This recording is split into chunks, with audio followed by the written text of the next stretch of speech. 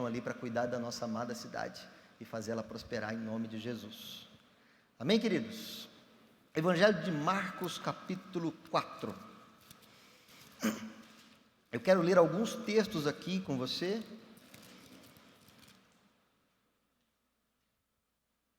Evangelho de Marcos, capítulo 4. Palavras de Jesus a partir do versículo 30, diz assim: E dizia: A que assemelharemos o reino de Deus? Ou com que parábola representaremos? É como o grão de mostarda, que quando se semeia na terra, é a menor de todas as sementes que há na terra. Mas tendo sido semeado, cresce e faz-se maior de todas as hortaliças, e cria grandes ramos, de tal maneira que as aves do céu podem aninhar-se debaixo da sua sombra. Evangelho de Lucas, o próximo livro.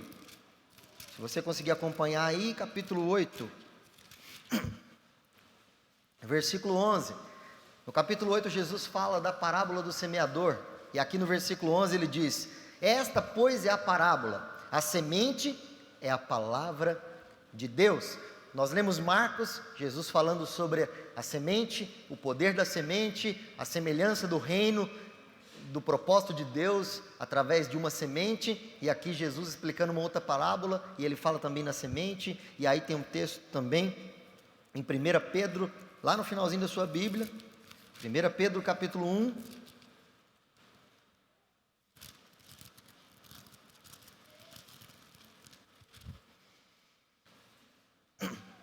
versículo 22 diz assim: Purificando a nossa alma na obediência à verdade, para amor fraternal, não fingido.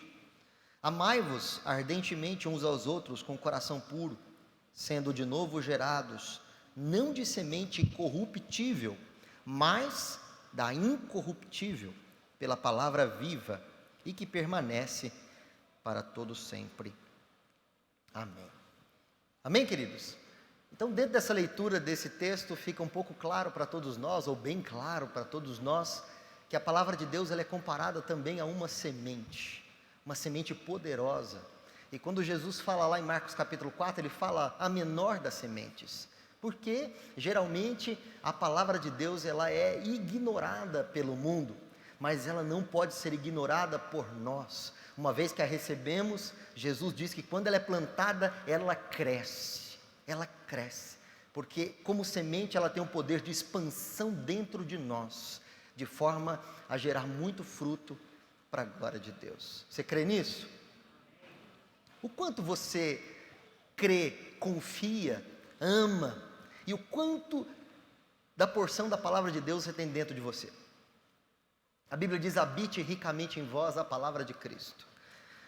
Antes quando nós tínhamos o tempo normal do culto, nós fazíamos declaração antes da palavra, não é? E nós pegávamos nossa Bíblia e declarávamos: essa é a minha Bíblia, eu sou o que ela diz que eu sou, eu tenho o que ela diz que eu tenho, eu posso o que ela diz que eu posso fazer e tudo mais. E fazemos essa declaração não só porque é verdade, mas também para estimular os nossos irmãos a ter Bíblia, trazer Bíblia. Eu sei que muitos utilizam a Bíblia no celular, o que é muito bom, mas alguns nem é no celular e muito menos têm uma Bíblia como livro em mãos, e alguns talvez até tem vergonha da palavra de Deus. Onde está a sua Bíblia? O quanto dela você tem desfrutado? O quanto dela você tem se alimentado? Esta é a palavra de Deus, queridos.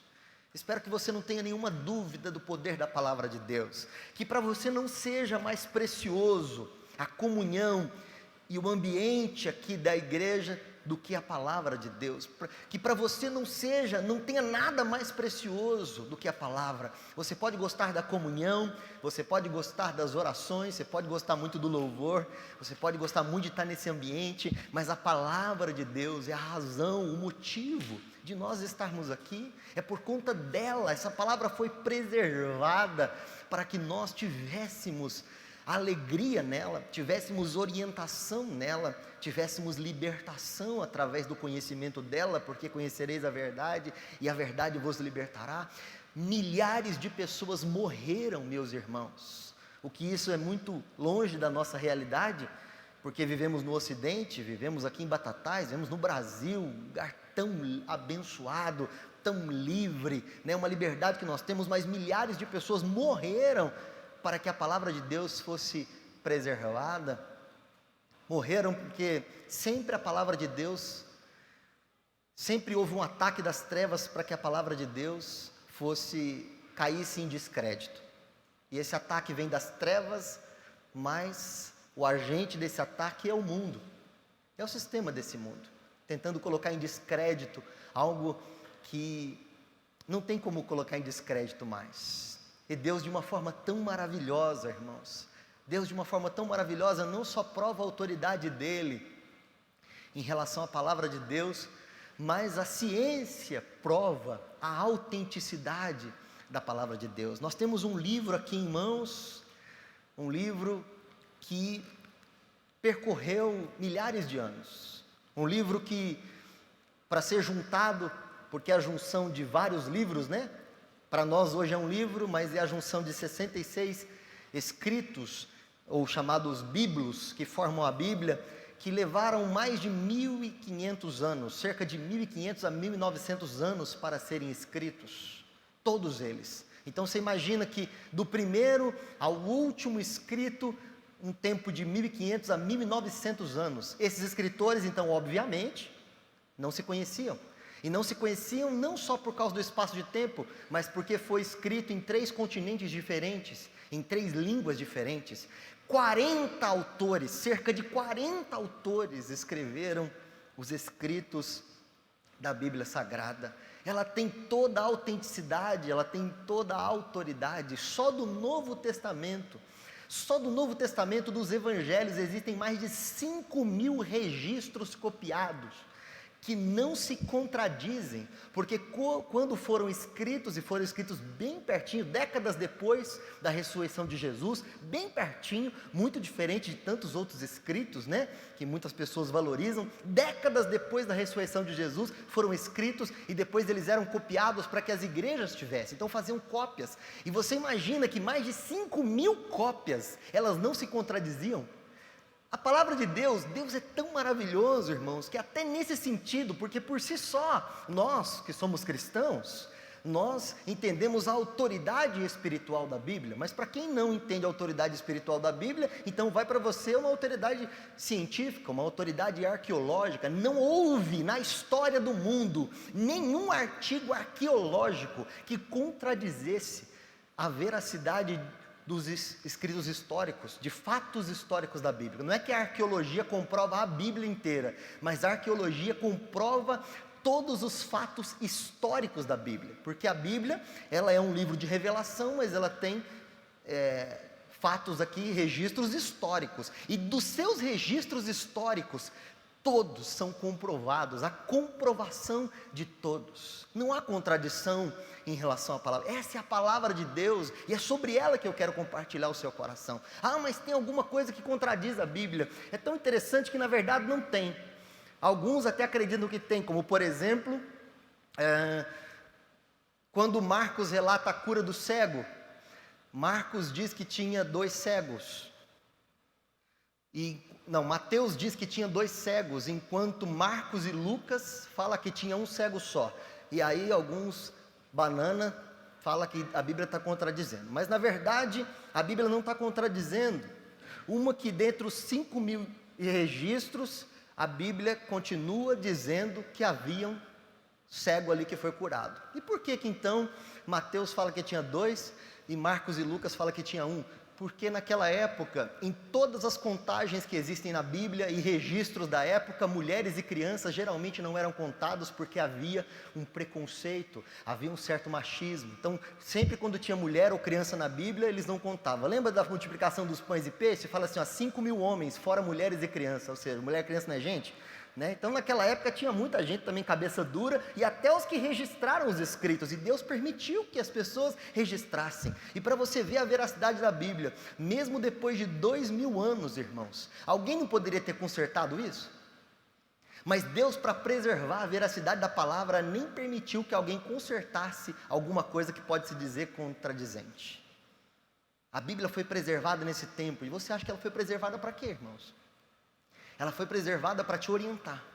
ela foi preservada para te apontar o caminho, ela foi preservada porque através da palavra de Deus, nós conseguimos, ela é lâmpada para os nossos pés e luz para o nosso caminho. O salmista diz, guardei a tua palavra no meu coração para não pecar contra ti. Toda essa autenticidade da palavra de Deus é para te levantar, para te colocar de pé, para poder trazer orientação para a tua vida, para trazer consolo ao teu coração, para confrontar as nossas ações. A palavra de Deus, ela é viva e eficaz, conforme diz Hebreus, capítulo 4, versículo 12, ela é viva e eficaz, e esta palavra precisa estar viva no nosso coração. E essa noite, realmente eu quero falar ao seu coração sobre ela. Como ela está em você? O quanto dessa veracidade se encontra dentro do seu coração? Você tem dúvidas a respeito da palavra de Deus ainda? O quanto ela é importante para você? Será que dentro desta comunidade, será que existem algumas coisas que são mais importantes para você do que a palavra de Deus? Ah, pastor, eu não me dedico à palavra de Deus, mas sou uma pessoa de oração, eu faço oração todo dia. Errado! É a palavra de Deus que nos liberta. Nós, irmãos, existimos como comunidade, subsistimos como comunidade, e nós persistiremos como comunidade diante dos desafios que o mundo tem, através da palavra de Deus. É através dela, nós precisamos nos alimentar dela. E Deus, de uma forma tão maravilhosa, apesar que para nós o que vale já é a autoridade, não é assim? Porque na verdade no mundo uma pessoa não tem autoridade, ela tem fé pública quando ela é uma autoridade, não é? Como por exemplo um policial. Se um policial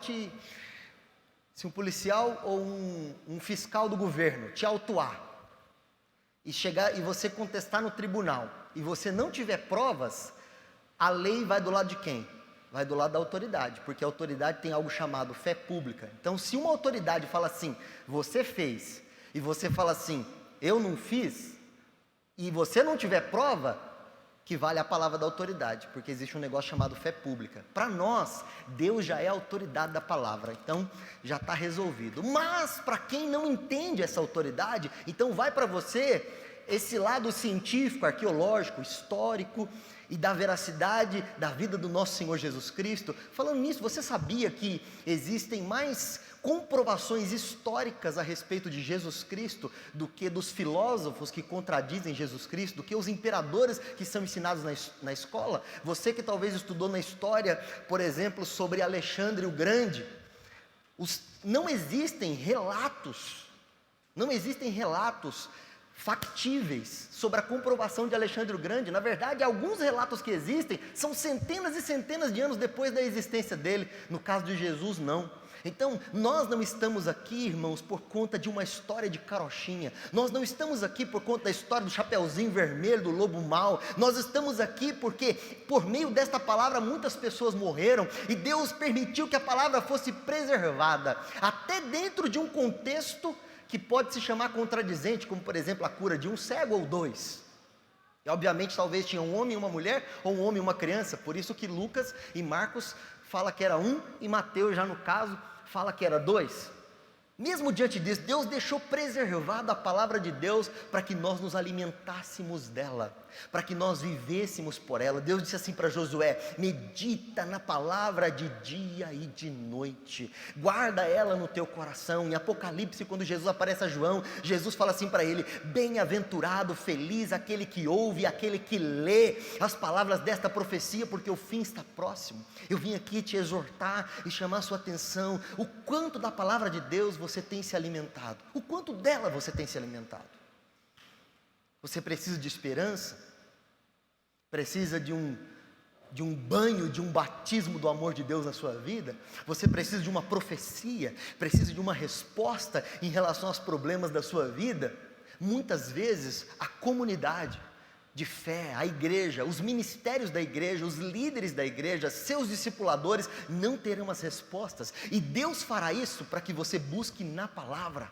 Porque o que seremos de nós se nós não buscarmos na palavra? Eu não tenho todas as respostas e nem tenho a pretensão de ter todas as respostas. Não estou aqui para ter todas as respostas, porque também Deus deseja que todos nós nos alimentemos dela. Ah, pastor, mas eu leio a Bíblia e me dá sono, eu durmo. Eu não tenho tempo para ler a Bíblia, ou eu tenho dificuldade com leitura, pastor. É uma questão cultural. da minha vida, educacional, eu não consigo ler, então ouça a palavra de Deus, baixe ela no seu celular para você ouvir, ouça ela. Eu não tenho celular para baixar, então a gente arruma um CD, procura a igreja, a gente dá um CD para você ouvir a palavra de Deus, não tem desculpa. Nós precisamos, o que será de nós? Que crentes somos nós, irmãos? Eu, por exemplo, não sei como foi o seu contexto de conhecer a palavra de Deus. Eu saí de uma religião para conhecer a palavra de Deus. Eu lembro muito bem, quando meu pai começou a ler Bíblia. Quando meu pai começou a ler Bíblia, a gente começou a ler Bíblia. Nós começamos a ver, falamos assim, mas como assim? A Bíblia não está dizendo que é só Jesus que tem que servir? Só Ele adorará? Só Ele prestará culto? Então está alguma coisa errada aí, nós estamos adorando um monte de coisa. Um monte de senhores e senhoras. Então, quando nós começamos a descobrir a palavra de Deus, nossos olhos se abriram. Então, foi através do conhecimento da palavra. O que será de nós? Que comunidade seremos? E, por exemplo, se você não se alimentar da palavra de Deus, você vai engolir tudo que o pastor diz? Será que então tudo que o pastor diz ele é infalível? Nós não temos papa, irmão, vocês esqueceram? Nós não temos para falar assim, ele é infalível. Não, infalível é só a palavra de Deus, o resto é tudo falível. Então você e eu, nós vamos acreditar em tudo que a igreja diz, em tudo que os pastores dizem, nós não vamos examinar nas escrituras, como a Bíblia diz que havia um povo lá em Bereia, que tudo que os apóstolos pregavam, eles examinavam nas escrituras. O que será da nossa vida se a gente não se alimentar da palavra de Deus? Eu não estou te chamando para ser um estudioso da palavra de Deus, meu irmão e minha irmã. Eu não estou te chamando para ser um estudioso, falar para você tem que ser um estudioso, você tem que estudar, você tem que conhecer tudo, você tem que ler ela toda. Gostaria que todos tivessem essa fome e essa curiosidade e buscassem esse conhecimento, mas você precisa pelo menos pequenas porções, pelo menos um versículo, você precisa se alimentar da palavra de Deus. Você começou a ler a Bíblia e aí começou a ler por Apocalipse e achou esquisito demais? Ou você começou a ler por Deuteronômio, Reis, Números, e aí começou a ler aqueles textos chatos, não é verdade? Que fulano é filho de ciclano, fica lá 40 minutos lendo, ciclano gerou Beltrano, que gerou Beltrano, ciclano, e aqueles negócios esquisitos, aí você começou a ler aqueles textos que a gente pode chamar assim de chato para poder ler, e aí você acha que isso é a palavra de Deus? Se você não é familiarizado com a Bíblia, comece a ler os evangelhos para conhecer do seu Senhor, Jesus Cristo. Ele é a expressão exata do ser de Deus, da glória de Deus. Pegue os evangelhos para ler. Igreja, nós precisamos voltar à palavra. Onde está a sua Bíblia? Você sabe onde ela está? Ouvindo aqui, você fala, não, cadê, nem sei onde está. Será que eu deixei ela no armário, coloquei debaixo da gaveta, está no meio das meias? Mantenha uma Bíblia no seu carro, mantenha uma Bíblia do lado da sua cabeceira da sua cama, tenha ela no seu celular, no seu computador, no tablet. Você precisa se alimentar da palavra de Deus. Vem tempos difíceis e cada dia mais o mundo, como ferramenta do inferno, vai tentar colocar em descrédito a palavra de Deus e te afastar, não só colocar em descrédito, mas te afastar dela.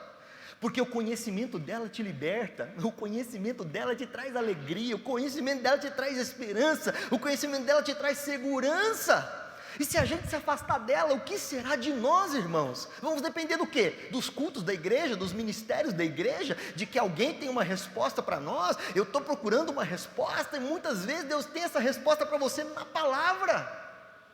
Ao você se alimentar dela, buscar dela, Jesus chama ela de semente. Uma semente pequenininha, ignorada pelos homens, mas não ignorada por nós, que produz algo gigantesco, que cresce dentro de nós.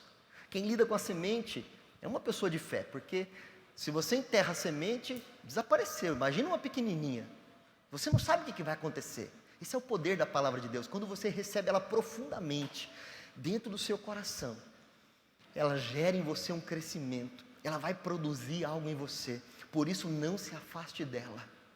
Ainda que seja para você pegar um versículo e ficar meditando nele uma semana, ainda que seja, isso é a palavra de Deus entrando na sua vida. Eu vou pegar um versículo, vou ficar meditando nele na segunda, na terça, nesse mesmo versículo, na quarta, ainda que você vai pegar lá, Salmo 23:1, Senhor é meu pastor e nada me faltará. Ou de nada tenho falta. Ainda for para você pegar este versículo e meditar segunda, terça, quarta, quinta e sexta, e falar segunda eu pego outro versículo, ainda que seja, você vai passar a vida inteira, não vai ter lido a Bíblia inteira, mas você vai estar se alimentando da palavra de Deus, e de alguma maneira Deus trará conforto, Deus trará um confronto, Deus trará respostas, trará solução, passará os céus e a terra, mas a minha palavra não vai passar. E o Senhor sabe que você está se alimentando de algo dele. Jesus é a própria palavra. João 1, o verbo se fez carne, o verbo, a letra, se fez carne e habitou entre nós e vimos a sua glória, como a glória do primogênito. E Jesus foi a encarnação da própria palavra de Deus. E tudo que nós falamos aqui na igreja, Jesus vai voltar. E o Senhor vai levar um povo para morar com Ele nos céus, como Jesus disse, eu vou preparar morada para vocês, e se não fosse verdade, eu não teria dito, vou preparar lugar. E tudo isso que nós falamos, irmãos, é a incorporação da palavra, que um dia nós veremos, um dia seus ouvidos ouvirá as trombetas soando, e Jesus voltando, um dia o que nós lemos irá acontecer. Agora, se você estiver afastado dela, o que será de você? Estará perdido. A filosofia vai te engolir. O mundanismo vai te engolir, o sectarismo vai te engolir, e um monte de conhecimento vai te engolir. Mas para nós que conhecemos a autoridade da palavra de Deus, nós precisamos nos deleitar nela. Quantas angústias no nosso meio aqui poderiam ter sido aplacadas e cessadas por conta de uma palavra? Quantas vezes nós tentamos convencer uma pessoa do erro e gastamos anos, e às vezes Deus fala uma coisa com ela na palavra, pum, acabou. Que poder que é isso? Que poder? Você tenta convencer alguém, aí de repente ela chega e fala, Deus falou comigo. O que ela falou? Falou a mesma coisa que você falou a vida inteira, mas agora Deus falou comigo. Pum, acabou. Uma coisa, que poder é esse da palavra de Deus? Ela é a espada, não é? Como Hebreus 4 diz. Efésios 6 fala que nós devemos falar da armadura do cristão, e dentre aquelas armas ali, as ferramentas da armadura, existe uma arma só que é considerada arma de ataque, porque todas as outras armas são armas de proteção. Não que a espada também não possa proteger, não é, mas ela também é de proteção, é de ataque. Ele fala, tomai sobretudo a espada do Espírito, ela é do Espírito, que é a palavra de Deus. A espada do Espírito é a palavra de Deus, amém? Fala comigo, a espada é do Espírito e ela é a palavra de Deus. Se Deus pudesse abrir os nossos olhos aqui agora, espirituais, e você pudesse me ver espiritualmente, eu posso ver o Mateus espiritualmente, o Mateus pode ver o Leandro espiritualmente, todo mundo pudesse ver espiritualmente, será que teria alguns aqui sem a espada? Como é que estaria aqui trajados os irmãos? Será que tem alguns pelados aqui? Igual a igreja de Laodiceia, que fala assim, tu és um miserável, pobre, cego e nu, né? Como será que estaríamos se abrisse os nossos olhos? Será que nós estaríamos com essa espada empunhada nas mãos, querido? E a questão de estar com a espada empunhada nas mãos, não significa assim, não conheço nada da Bíblia, conheço pouco da Bíblia. Eu também conheço pouco da Bíblia, mesmo tendo lido ela inteira, mesmo tendo lido talvez centenas de vezes alguns livros da Bíblia, não conheço completamente a palavra de Deus, independente se seja uma porção, um versículo. Será que você estaria? Porque se você tem guardado, que seja um texto, que ele está enterrado no seu coração e você medita e sempre está buscando isso, você teria a espada na mão. Será que todos nós aqui estaríamos com a espada na mão? Aí se algum de nós não estivesse com a espada nas mãos, o que será dessa pessoa no dia da batalha? O que será de você, quando o maligno vem atacar seus pensamentos, vem contra você, e vem com mentiras, para denegrir as verdades de Deus na sua vida, tipo, você não é amado, você não é amada, Deus te abandonou, Deus não está contigo, Deus não vai fazer, Deus não vai cumprir, mentiras desse tipo. Como você vai se defender? Você vai falar o quê? O pastor me ajuda? Coitado, o diabo vai rir na tua cara. O pastor me ajuda, a igreja me ajuda. O que seremos de nós diante de determinados ataques na nossa mente, de engano e de mentira, se a gente não tiver a palavra? Lembra Mateus 4, quando Jesus estava no deserto? A Bíblia diz que Jesus jejuou no deserto, ficou ali 40 dias, foi tentado pelo maligno no fim do jejum. Imagina ele com fome, chega o maligno para fazer o quê? Ataque. Como é que foi o ataque? O ataque foi baseado nas necessidades, o ataque foi baseado na identidade. E ele vem e diz, se tu és o Filho de Deus, olha só, colocando em xeque, será que ele te ama mesmo? Se tu és o Filho de Deus, então faz o seguinte, manda essas pedras se transformarem em pães. E aí o ataque dele continua, não é? Faz o seguinte, se você é filho de Deus, se lança do pináculo ou do pico, né, do templo, e se joga, porque não está escrito, olha como é, até o diabo conhece os textos bíblicos. Está escrito que aos seus anjos Deus dará ordem ao teu respeito para te guardar, para não tropeçar numa pedra, então se joga de lá. Como que Jesus se defenderia se Jesus não tivesse a espada na mão? E se ele conseguisse colocar em xeque a identidade? Eu acho que Deus não cuida de mim mesmo não.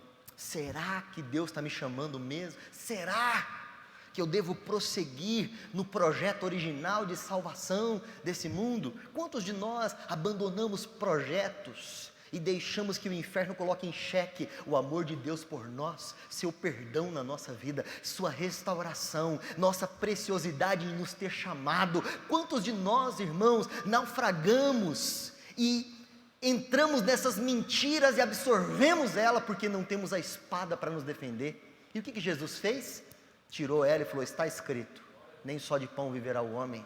Está escrito, ao Senhor teu Deus, somente a Ele adorarás, não tentarás o Senhor teu Deus. E se você não tem a palavra de Deus, em certos ataques a igreja consegue te ajudar, e em outros que são ocultos e estão aí na sua mente. Lembra o texto que eu falei de Hebreus capítulo 4, que diz assim: a palavra de Deus é viva e eficaz, é mais penetrante que uma espada de 2 gumes, uma espada de 2 fios, de 2 cortes. É assim que a palavra de Deus diz.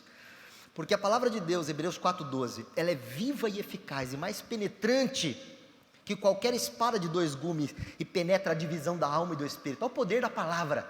Quem consegue entrar nessa área invisível, que divide alma e espírito, o que é emoção do que é espiritual? Só a palavra de Deus. Você está com uma luta aí em relação a emocional e espiritual, uma que ninguém vê, que ninguém conhece? Olha o poder da palavra aí, ela divide isso, ela tem o discernimento, ela faz a biópsia, o diagnóstico no interior, onde nenhum ser humano conhece. Essa é a palavra de Deus, e glória a Deus por isso. Se você não pode estar afastado dela. Mais penetrante que uma espada de 2 gumes, e penetra a divisão da alma e do espírito, das juntas e das medulas, e tem o poder para discernir os pensamentos e as intenções do coração. Ela penetra na divisão da alma e do espírito, ou seja, ela divide coisas que nenhum ser humano consegue ver. E ela também faz uma divisão das juntas e das medulas. Ela mexe nas juntas e nas medulas. O que significa? As juntas e as medulas são responsáveis pela nossa mobilização, ou seja, pelas nossas ações. A palavra de Deus vai trazer o diagnóstico correto, se as suas ações estão certas ou não. Quem vai te julgar? Aí você fala assim: ninguém me julga, né? Não julgue, não julgue, não julgue, não julgue os outros. Aí nesse aí eles lembram do versículo, né? Não julgue os outros, não julgue os outros, não aponte o dedo. Mas a palavra de Deus precisa nos julgar, irmãos, porque às vezes nós estamos tendo ações erradas, e ela vem e faz uma divisão entre junta e medula, ela mexe nas nossas ações. Porque às vezes, irmãos, nós não conseguimos diagnosticar o que é carne na nossa vida, mas ela, quando faz a divisão das juntas e das medulas, ela faz o diagnóstico, ou a biópsia, onde tem carne demais, tipo um câncer, não é? Alguém vai lá e pega um pedacinho da carne e faz a biópsia e fala assim: é câncer. E o que é o câncer? Não generalizando, mas alguns tipos de câncer, ele traz um crescimento, um inchaço da carne.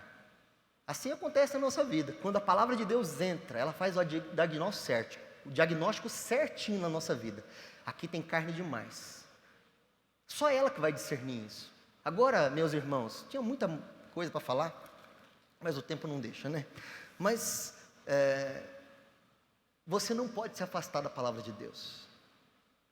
Retome, volte para ela. Volte para ela, meus irmãos. Tem crente aqui ou não? Volte para a palavra de Deus, volte para a palavra de Deus, volte para a palavra de Deus, porque tem problemas na sua vida que a resposta vai vir só na palavra de Deus. Volte para a palavra de Deus. Você está se enchendo de muita coisa e se alimentando pouco da palavra de Deus. Volte, que seja um versículo por dia, volte a porções. Não estou falando, volto a repetir aqui, não estou falando que você tem que ser um estudioso da palavra, não. Gostaria que todo mundo se aprofundasse, mas não é essa a questão. Você precisa se alimentar da palavra. Mantenha sua Bíblia em fácil acesso. Leia, a palavra. Ah, mas eu ouço as pregação, muito cuidado, você está ouvindo pregação do quê? Gente que tem autoridade sobre a sua vida? São os seus pastores? São os líderes que Deus colocou, que velam pela sua alma, como quem vai prestar contas a Deus? Ah, tem um monte de pregador aí que é boa, tem um monte de coisa boa, realmente, tem um monte de coisa boa, realmente, agora está tudo exposto, tem gente maravilhosa aí, mas tem muita porcaria no meio de muita coisa maravilhosa, e de muita coisa famosa. E aí não pense que você, eu ouço pregação na internet, estou me alimentando da palavra de Deus. Não está. Muitas vezes não está. Talvez está comendo coisa podre. E se o Senhor te colocou dentro de uma comunidade local, Deus vai falar com você dentro dessa comunidade. Mas Deus também te deu uma nova vida para você seguir na palavra de Deus. Mantenha a sua Bíblia por perto. Ah, perdi, nem sei onde está. Compra outra, irmão. Ah, eu não tenho dinheiro para comprar, me procure que eu te ajudo com uma oferta para comprar a Bíblia. Você não está sem dinheiro para comprar a Bíblia. Você não pode ficar sem a Bíblia, você não pode, baixa ela no seu celular, ouça ela. Irmãos, nós precisamos voltar à palavra. E eu sinto algo no meu coração muito forte em ministrar uma coisa assim tão simples como essa, Bíblia. Porque essa palavra é uma proteção para muitos de nós aqui, em várias situações que talvez nós iremos enfrentar aí para frente. Então talvez Deus está falando muito específico, talvez até com uma pessoa que precisa voltar muito, correndo para a palavra e ouvir. Talvez tem gente falando na tua cabeça um monte de coisa, tentando te convencer de um monte de coisa. A palavra de Deus te coloca no prumo, a palavra de Deus te dá o consolo, a palavra de Deus te dá o conforto, a palavra de Deus vai te dar a viva esperança, são promessas infalíveis. Deus é fiel e Ele vela em cumprir sua palavra. Volte para ela, seja apaixonado pela palavra. E nós precisamos ser uma comunidade de fé que tem a palavra de Deus, somos centrados na palavra de Deus. Nós não vivemos de conferência, não vivemos de encontros, nós não vivemos de atos e emoções ou reuniões de ministério. O centro desta igreja precisa ser a palavra de Deus e precisamos voltar. Você não pode ter vergonha, porque se você se envergonhar da palavra, o Senhor se envergonhará de você lá na eternidade. Nós não nos envergonhamos do Evangelho, porque é o poder de Deus para a salvação de todo aquele que nele crê. Você pode ter Bíblia colorida, tem Bíblia cor-de-rosa, tem Bíblia com pedrinha preciosa, é estrais que chama, né? Tem Bíblia de tudo quanto é jeito, você pode ter do jeito que você quiser, irmão. Tem Bíblia para tudo quanto é gosto, tem Bíblia com uma leitura um pouco mais contemporânea, com uma tradução da NVI. Você precisa se alimentar da palavra de Deus, em nome de Jesus, amém, irmãos? Estou quase pedindo pelo amor de Deus agora aqui, vamos orar, né? Levante, fique de pé, vamos orar.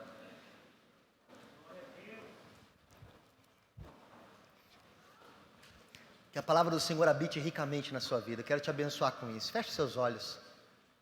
Pai, em nome de Jesus, eu abençoo meus irmãos aqui nessa hora. Senhor, fomos salvos, ó Deus, pelo teu sacrifício. Mas nós conhecemos este sacrifício porque a palavra do Senhor chegou até nós, ó Deus. Porque o Evangelho, as boas novas chegou até nós, ó Pai.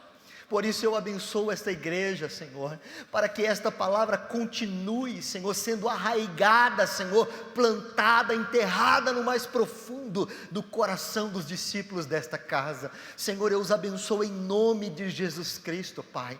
Senhor, aproxima de volta a igreja a tua palavra. Senhor, em nome de Jesus, eu oro para que o Senhor nos dê uma fome e uma sede da palavra do Senhor, ó Pai, de forma, Senhor, que as revelações, ó Pai, de forma que as direções, Senhor, comecem a chegar ao coração do teu povo, que o Senhor traga as estratégias desta batalha que nós travamos espiritualmente, Senhor, que cada membro aqui possa segurar a espada que é do Espírito. Ela não é carnal, ela não é para vencer discussões, ó Pai, ela não é para mostrar para os homens conhecimento, ela é do Espírito, Senhor, para proteger a nossa alma, Senhor, dos ataques do inferno. Senhor, em nome de Jesus, que cada membro desta igreja tenha esta espada empunhada em suas mãos, que o Senhor os guarde e os livre, Senhor, que o Senhor os adestre para manusear esta espada, Senhor. Que em nome de Jesus Cristo, ó Pai, esta comunidade cresça, Senhor, no conhecimento e na graça do Senhor, ó Pai, através da Tua palavra. Eu abençoo cada família, abençoo cada discípulo, Senhor, desta igreja, em nome de Jesus Cristo, ó Pai, que se manifeste sobre este povo a verdade da Tua palavra. Como o Senhor diz, conhecereis a verdade e a verdade vos libertará. Senhor, eu profetizo esta realidade nesta igreja, na vida dos meus irmãos, na vida daqueles que me ouvem, em nome